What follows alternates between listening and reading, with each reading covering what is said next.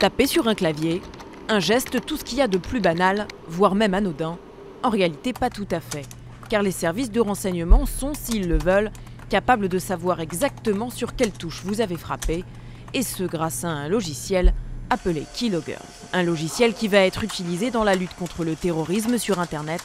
Voici l'une des mesures phares du projet de loi sur le renseignement présenté aujourd'hui à Matignon.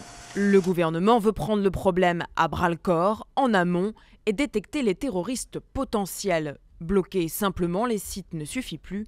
Place à la traque aux suspects. Dans la trousse à outils du gouvernement, on trouve également la pose de caméras dans les lieux privés, mais aussi des balises pour suivre les véhicules. Les fournisseurs d'accès à Internet devront aussi collaborer avec les renseignements.